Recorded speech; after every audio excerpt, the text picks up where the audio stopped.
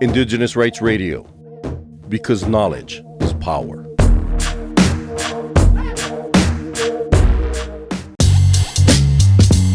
The 2025 UN Climate Change Conference, known as COP30, is concluding in Belém, Brazil, a city often referred to as the gateway to the Amazon rainforests, from November 10 to 21, 2025. This major global meeting has brought together government representatives from the 198 signatory countries, along with delegates from UN bodies, civil society, academia, and the private sector. Significantly, COP30 features a record participation of indigenous peoples, with over 3,000 registered delegates, alongside strong representations from women and youth. Cultural survival has engaged with indigenous leaders and their representatives to capture their priorities and demands at this critical conference.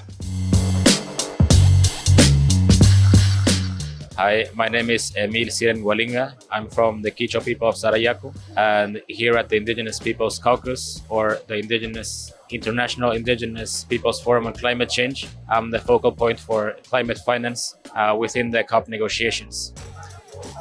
So the issue of finance, it's important for us as Indigenous peoples because currently the financial flows are impacting us in many ways, but also we don't have access to the existing financial mechanisms or the funds that are designed to implement the climate change policies and agreements. One of the things we have been advocating for here is for the Green Climate Fund, the GCF, to establish a dedicated funding arrangement for Indigenous peoples so that the Indigenous peoples can directly access funds from it.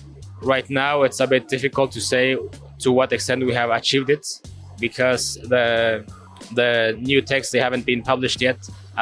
So what we are doing is we are meeting with governments and putting forth our proposals so that this COP30 can have a decision to establish or operationalize a dedicated funding arrangement for Indigenous peoples at the Green Climate Fund. But there is in the latest text, there is some language on access for Indigenous peoples. It's not exactly what we have been asking for, but we are meeting with governments with our proposals, so we are hoping that they would support and that the final decision does include stronger language than what's currently in the text on access to the Green Climate Fund for Indigenous peoples. For the funds that are being negotiated here, there is no access. There is no accredited Indigenous organization under the Green Climate Fund. So it's right now Indigenous peoples are not accessing the funds.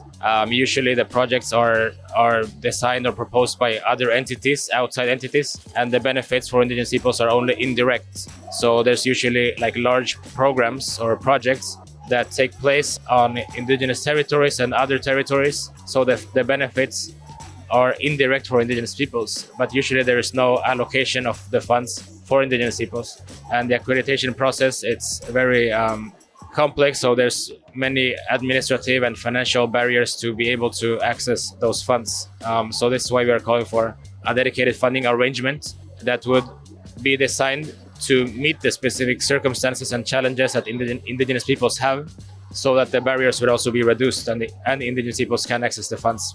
Last week, what happened was that the states were conducting informal consultations, and usually Indigenous peoples do not have a seat at the table in those informal consultations.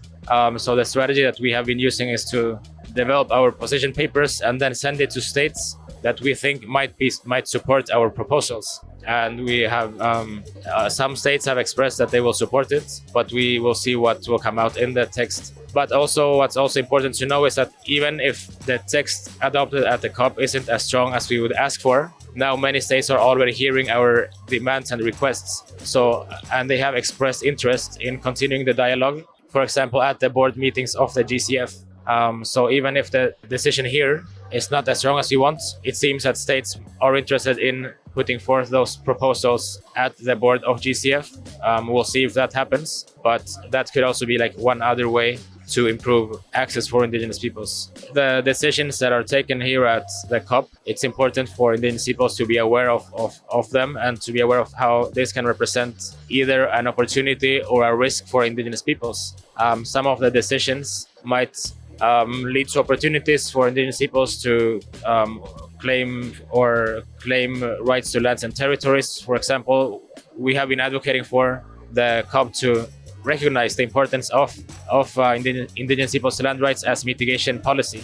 So if that's included in the decisions, we see this would be positive for us. But then there's also like other decisions that can have a negative impact on indigenous peoples. For example, if there's a lack of safeguards or mentions of our rights and so forth, then we think that this could have risks for indigenous peoples. So it's important to know this is not only relevant like at the international level, because it will have implications at the local level. So it's important to make this analysis, how will this affect our territory, and then to seek to have a response to it. For more information on the rights of indigenous peoples, visit cs.org and follow Cultural Survival on Facebook, Instagram, LinkedIn, Threads, and Blue Sky.